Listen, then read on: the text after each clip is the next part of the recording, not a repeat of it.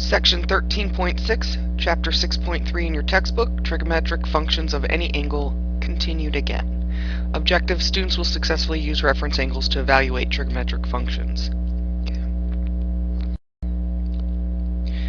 Find two solutions of the equation without using a calculator. Give your answer in degrees. So we're looking for when does sine theta equal 1/2? Well, to start with, we think about our trig chart that we've been looking at, and we look in the sine column, find 1/2, and then go back and find the angle that matches that. So our first theta is 30 degrees.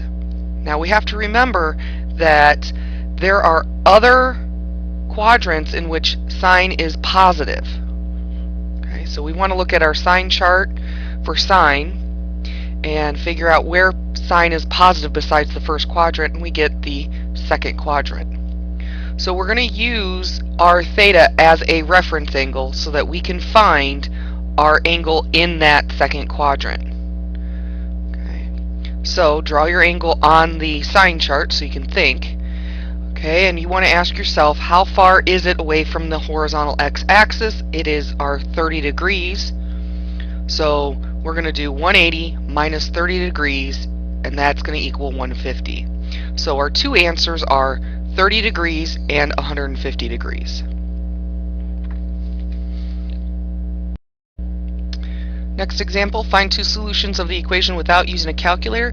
Give your answer in radians. So again, we're going to use our trig chart, but now we need to put in radians because we really haven't been talking about them very much. So 0 degrees is 0 radians. 30 degrees is pi over 6 radians. 45 degrees is pi over 4 radians. 60 degrees is pi over 3 radians. And 90 degrees is pi over 2 radians. First thing we're going to do is forget about the negative sign on the square root of 2 over 2, and we're going to find cosine of theta prime when it equals root 2 over 2. Okay, and we're going to do this in radians. So go down your cosine column, find root 2 over 2, and then go back to your radians, and our answer is going to be pi over 4. So this is going to be our reference angle, theta prime. Now we have to use our cosine sine chart to figure out when cosine is negative, and cosine is negative in the in the second and third quadrants.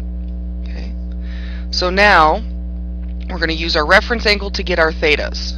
Okay, draw our first angle on our sine chart of cosine, and we know that the distance between our horizontal x-axis and our terminal ray is pi over 4. So we want to do pi minus pi over 4, and that's going to equal 3 pi over 4. Okay. Because a whole pi minus a quarter of a pi is a 3/4 of a pi. Then we want to look at our third quadrant. In our third quadrant, again, our horizontal x-axis is pi, but this time we're going to add our reference angle to that. So pi plus pi over 4 is going to be 5 pi over 4. So our answers are 3 pi over 4 and 5 pi over 4.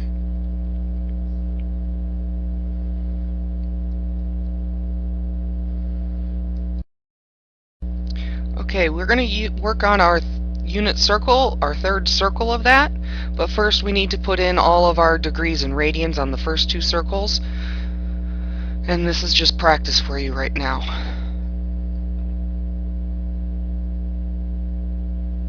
Okay. So now our third unit circle, we have to think of a few things. First, we need to remember that sine theta is y over r and cosine theta is x over r. Now really, on our unit circle, there's not 3 circles. It's all one circle. But I've split it into 3 circles so that you can see what's going on.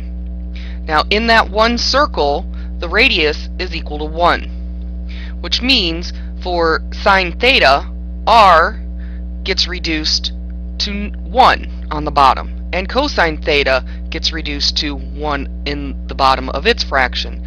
So sine theta really equals y, and cosine theta really equals x. Now if we think of that in terms of our ordered pairs, that really means that our ordered pair is cosine theta, sine theta. Okay. So to start filling out our third circle,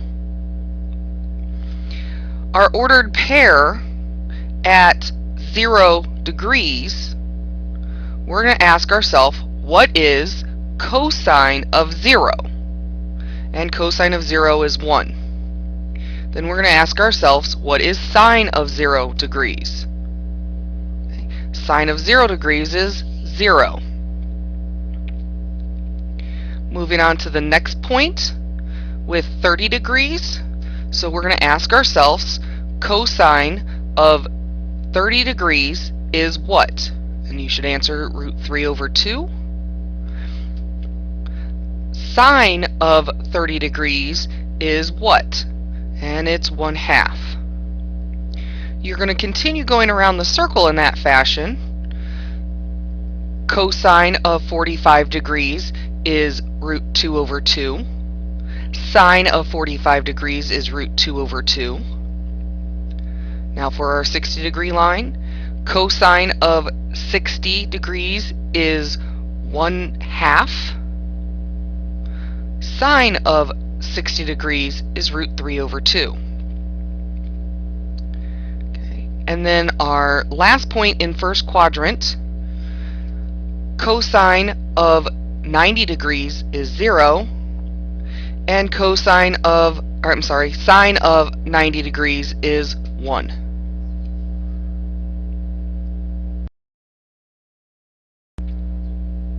Before we move on into any other quadrants, we need to first look at the signs of the ordered pairs in each of those quadrants. Okay. So first, we're going to look at our cosine chart and our sine chart to do this. And remembering that cosine is our x value and sine is our y value. So in our second quadrant, cosine is negative, which means our ordered pair in second quadrant, that x coordinate is always going to be negative. In our second quadrant, sine is positive, and sine being our y coordinate of all those ordered pairs, those coordinates are always going to be positive. In our third quadrant, cosine is negative, so our x coordinates of our third quadrant are always negative. Our y coordinates of our third quadrant are based off of sine chart, and sine is negative in the third quadrant, so all signs of y coordinates are negative in the third quadrant. And then moving to fourth quadrant, cosine is positive in fourth quadrant, so the x coordinates in fourth quadrant are always going to be positive, and sine is negative in fourth quadrant. Now that we have the signs for each quadrant, okay, we are now going to apply our sines and our reference angles together to get our second, third, and fourth quadrant points. So first up, we're going to use 30 degrees as our reference angle, and in second quadrant we're going to find the angle that has a reference angle of 30 degrees. So we're looking at 150 degrees. So now we're going to take the ordered pair and our signs of our ordered pair for second quadrant and go ahead and fill in that ordered pair. So using our signs and our ordered pair of 30 degrees, 150 degrees ordered pair is negative root 3 over 2, positive 1/2. Now moving into third quadrant, our angle that has a reference angle of 30 degrees is 210. So its ordered pair is going to be based off of 30 degrees again, but this time we're going to use the signs negative, negative. So the cosine of 210 is negative root 3 over 2, and sine of 210 is negative 1/2. Moving into fourth quadrant, the angle whose reference angle is 30 degrees is 330 degrees. So again, we're going to use our signs for that quadrant and our ordered pair from 30 degrees. So cosine of 330 is positive root 3 over 2. Sine of 330 is negative 1/2.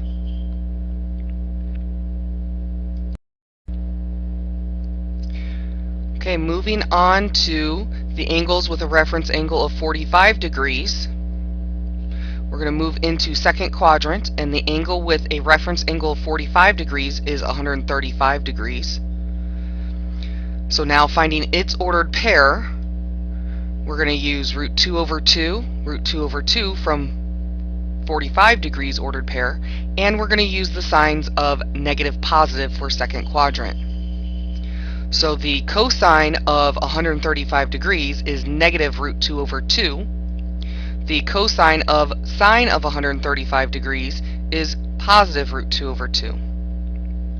Moving into third quadrant, the angle that has 45 degrees as a reference angle is 225 degrees. We're going to use the signs of negative negative along with our ordered pair. So cosine of 225 is negative root 2 over 2. Sine of 225 is negative root 2 over 2. Moving into fourth quadrant, the angle with a reference angle of 45 degrees is 315. So now we're going to use our signs from fourth quadrant of positive negative and our ordered pair of root 2 over 2, root 2 over 2. So the cosine of 315 degrees is positive root 2 over 2. The sine of 315 degrees is negative root 2 over 2.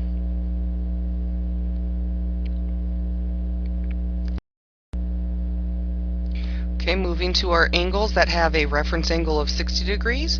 In second quadrant, the angle that has a reference angle of 60 degrees is 120.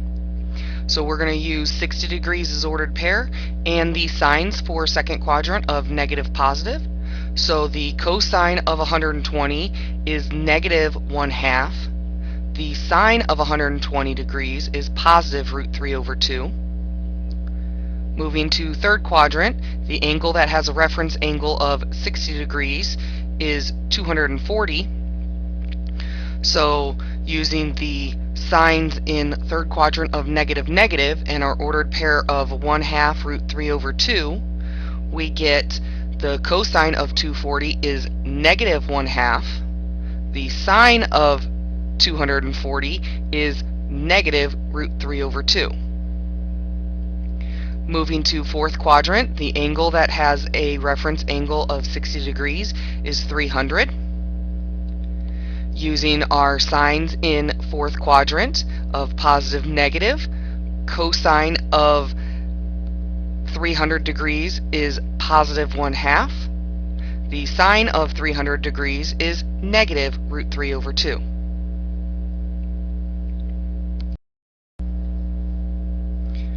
Okay, moving to our reference angle of 90 degrees. The angle that has a reference angle of 90 degrees, and this is from either x-axis, is going to be 270 degrees. Using the 90 degrees ordered pair and the ordered pairs from both third quadrant and fourth quadrant, because 270 degrees is really sitting right between those two quadrants.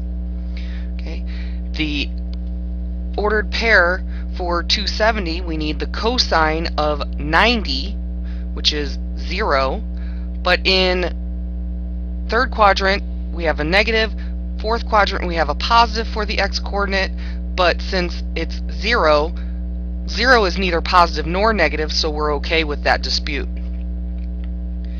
For the y-coordinate, it's going to be sine of 270. We need to look at the sine of 90, which is 1, and then we need to look at the signs of third and fourth quadrant for the y value. So y values in third quadrant are negative, y values in fourth quadrant are negative, so sine of 270 degrees is negative 1. And we have one more ordered pair that we have to complete. Okay, we now have one ordered pair left. Our reference angle of 0 degrees we have not done. So the angle that has 0 degrees as a reference angle is 180 degrees. Okay. We need to use zeros ordered pair and the sines from second and third quadrant. So cosine of 180 degrees is going to be the same as cosine of 0 degrees, but we need to look at the sines in second and third quadrant. So the cosine of 180 is 1, but then we use negative and a negative from second and third quadrant, so it is negative 1. Sine of 180 degrees, we look at our sines and we have one as a positive, one as a negative, but we do not have a problem with that because sine of 0 degrees is 0, and 0 is neither positive nor negative. We have now completed our unit circle for a third circle on that. And a nice clean version is here. Okay. Now, you should be able to time yourself and get yourself down to under 3 minutes. In the files, I have posted both a large unit circle and a small unit circle that you can practice on. So you have that to your disposal.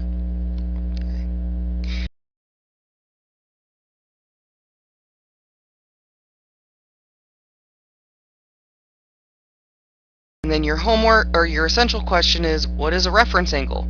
Because that's what we've used for the whole last 3 sections of this unit. Okay. And it's the acute angle formed by the terminal side of the angle and the horizontal axis.